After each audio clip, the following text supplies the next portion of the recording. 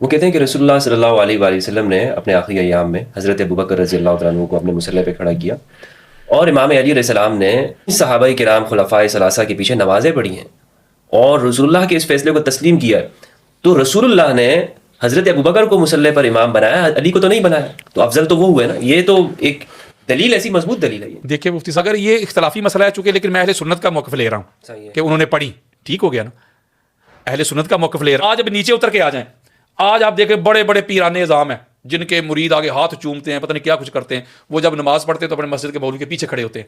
کیا کسی مرید کا یہ عقیدہ ہے کہ جو میرے پیر صاحب ہے نا ان سے وہ افضل ہے جن کے پیچھے میرے پیر صاحب کھڑے نماز پڑھ رہے تھے؟ ہے کسی کا عقیدہ؟ اور کہ جو بندہ نماز پڑھا دے یہی دلیل ہے بھائی وہ افضل ہے؟ تو وہ حضرت ابوبکر صدیق تو علی علیہ السلام کے آگے چلنا بھی گوارا نہیں کرتے تھے۔ وہ جن کے پیچھے نمازیں پڑھتے ہیں وہ تو عام سے بندے کے پیچھے نمازیں 15-20 ہزار میں انہوں نے رکھا ہوتا ہے مولوی صاحب مسجد میں، اس کے پیچھے ساری نماز، پیر بھی وہاں سے پیچھے پڑھ رہے ہوتے ہیں، علامہ صاحب بھی، مفتی صاحب بھی، قاری صاحب بھی، شیخ الاسلام کوئی بنا ہوا وہ بھی، سارے ادھر پیچھے پڑھتے ہیں۔ تو پھر کہو نا کہ وہی افضل ہے جو آگے ان کو نماز پڑھا رہا ہے۔ تو لہٰذا یہ کوئی دلیل نہیں ہے یہ کہ بھائی نماز پڑھانے والا امام جو افضل ہے تو پیچھے کھڑے ہوئے جو مفضول ہو جاتے ہیں، یہ نہ کوئی دلیل ہے، بالکل بھی دلیل نہیں ہے۔ جب آدم علیہ السلام کی باڈی کو تخلیق کیا، پھر نبوت اور امامت، علی اور نبی کا جو سنگل نور واحد تھا اس کو آدم علیہ السلام کے صلب میں رکھ دیا، پھر اس کے بعد ملائکہ کو کہ آپ سجدہ کرو۔ اچھا، اب وہ پھر سجدہ آدم علیہ السلام کو تھوڑا تھا، وہ تو نبی اور علی کے نور کو ہو رہا ہے، اور سارے ملائکہ نے سجدہ کیا، ایک اکڑ گیا ابلیس۔ جب اس سے پوچھا گیا بھائی تو نے کیوں نہیں کیا جب صاحب نے کیا ہے، تو اس نے کہ جملہ کہا ہے، اس نے کہا کہ میری نظروں کے سامنے آدم بنے ہیں مٹی سے، تراب سے، میں بنا ہوں آگ سے، تو میں اس سے بہتر ہوں، میں آدم سے افضل ہوں، تو میں افضل ہو کے مفضول کو سجدہ کیوں کروں؟ میں بہتر ہو کے معاذ اللہ کمتر کو سجدہ کیوں کروں؟ تو آدم علیہ السلام مٹی سے تخلیق ہوئے تھے، یہ بات تو فرشتوں کو بھی پتا تھا، نہیں پتا تھا؟ تو شیطان نے کون سی نئی بات کر دی؟ جو محمد اور آل محمد کو نور مان کے ان کے سامنے سر جھکا لیتے ہیں، ان کو تسلیم کر لیتے ہیں، ان کے سامنے بڑے نہیں بنتے، وہ بن جاتے ہیں ملائکہ کی سنت پہ۔ اور جو محمد اور آل محمد کے سامنے کھڑا ہو کے میں کرے نا، یا اپنے فضائل بیان کرے، وہ بن جاتا ہے ابلیس کی سنت پہ۔ اب یار لوگوں کی مرضی ہے کہ وہ فرشتوں کی سنت کو ادا کرتے ہیں یا شیطان کے پیروکار بنتے ہیں، بات تو سیدھی سی۔ دیکھیں قرآن مجید فرقان حمید کی متعدد آیات ایسی میں بھی پڑھ سکتا ہوں جس میں اللہ نے کہا کہ متقی بھی وہی ہے جو جہاد کرتا ہے۔ ٹھیک ہے، میری بات سمجھیں مفتی صاحب، میری بات سمجھیں پلیز۔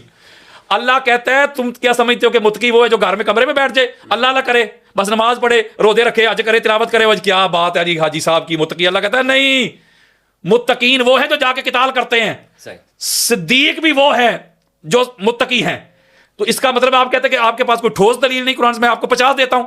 قرآن نے مدارج افضلیت میں سب سے بڑی دلیل بیان کی علم، وہ بھی علی کے پاس، بے شمار آیات پڑھ سکتا ہوں۔ قرآن نے دلیل دی جہاد، علی کے پاس، علی سے بڑا کوئی مجھے مجاہد دکھائیں۔ قتال، لڑنا، علی سے بڑا لڑائی کرنے والا دکھائے۔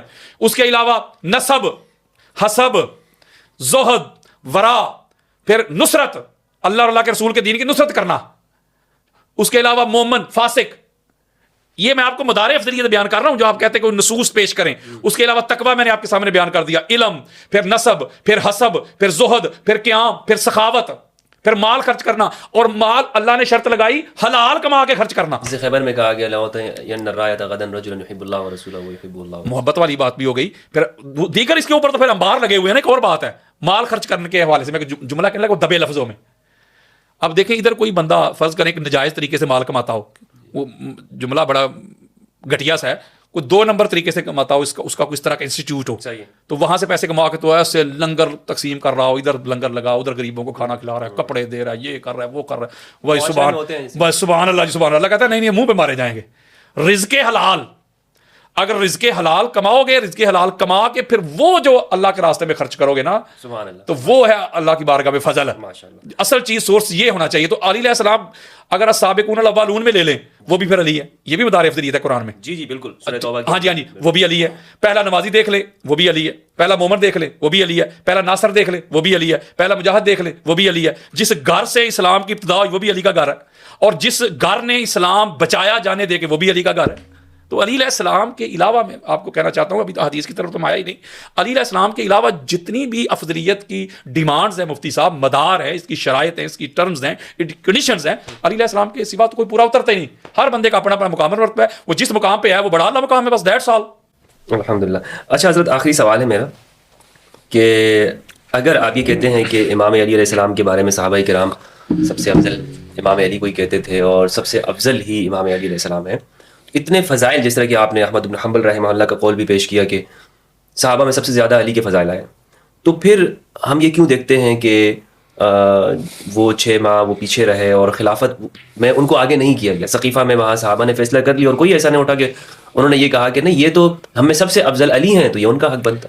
یہی میں آپ کو بتانے لگا ہوں کہ ہمارے اہل سنت کے جتنے بھی بڑے بڑے لوگ گزرے ہیں نا، انہوں نے خلافت کو بھی افضلیت کا معیار اور مدار نہیں بنایا. اچھا، کہ جو خلیفہ بن جائے بھائی یہی اس کا، یہ تو کہتے ہیں کہ یہی ترتیب یہ ثابت کریں نا، کریں پہلے نمبر پہ صاحب، خلیفہ وہ قرآن سے ثابت کریں، حدیث سے ثابت کریں، مجھے ثابت کر کے دکھائیں کہ کسی کا بادشاہ ہونا افضل ہونے کی دلیل ہے، کسی کا خلیفہ ہونا افضل ہونے کی دلیل ہے. اگر یہ جو روایت پیش کرتے ہیں کہ محمد بن حنفیہ نے جو رضی اللہ تعالیٰ نے پوچھا جب مولا علیہ السلام سے کہ بابا پوری امت میں حضور کے بعد افضل کون ہے، تو انہوں نے شیخین کا نام لیا، فرمایا بابا جانا آپ، فرمایا آپ مسلمان ہوں، تو یہ بڑا ڈنڈورا پیٹتے ہیں. مجھے ایک بات بتائیں، مان لی یہ بات مفتی صاحب، نہ یہ دونوں کا نام ہے. ہاں میں چپ ہو گیا کہیں ایسا نہ ہو گیا. تو پھر اگر وہ میں مسلمان، آپ مجھے بتائیں پھر معاذ اللہ ثم معاذ اللہ، مولا علیہ السلام کی جو کہتے ہیں جو نہیں مانتا وہ گستاخ ہے علی کا، وہ یہ ہے وہ ہے. مولوی آج کل بڑا رولا ڈالتے ہیں آپ کے کراچی شہر کے. میں سوال پوچھتا ہوں، پھر علی علیہ السلام تو پھر کہہ رہے ہیں میں عام سا مسلمانوں کی طرح، پھر مولا علی علیہ السلام کا درجہ پھر عام سا ہو گیا نا یار، وہ خود کہہ رہے ہیں. روایت کے الفاظ تو یہی ہیں، روایت کے الفاظ تو پھر یہی ہے، اس کا مطلب ہے وہ افضل ہے. تو مولا علیہ السلام عام خاص نہیں، تو عام کا اطلاق کر کے دکھائیں مجھے، جیسے آپ عام مسلمان آج کل ہے، پھر معاذ اللہ اس طرح ہے مولا علیہ السلام. مفتی صاحب یہ بالکل بات نہیں ہوتی، یہ جہل لوگ ہیں. میں بخاری مسلم سے انبار لگا دیتا ہوں کسی وقت. آقا علیہ الصلوۃ والسلام نے خود فرمایا کہ مجھے یونس علیہ السلام سے افضل نہ کہو، بلکہ وہ جو مجھے یونس علیہ السلام سے افضل کہتا ہے کذاب ہے، میں اجازت ہی نہیں دیتا. کہیں فرماتے مجھے موسیٰ علیہ السلام سے افضل نہ کہو، کہیں فرماتے مجھے کسی بھی نبی سے افضل نہ کہو. تو اس کا مطلب ہے کہ جو حضور علیہ السلام کو کہتے ہیں بھائی دنیا تے آیا نہ تیری کوئی مثال دا، میں لب کے لے آواں کتھوں سونا تیرے نال دا، بعد از خدا بزرگ توئی قصہ مختصر، ان کا پھر کیا کرنا ہے؟ یہ تو نبی کے گستاخ ہے. حضور فرما رہے ہیں مجھے افضل نہ کہو، تو ہمارا عقیدہ ہے حضور ساری کائنات سے افضل ہے. یہ فرمایا مجھے حضرت عیسیٰ پر بھی فضیلت، بالکل.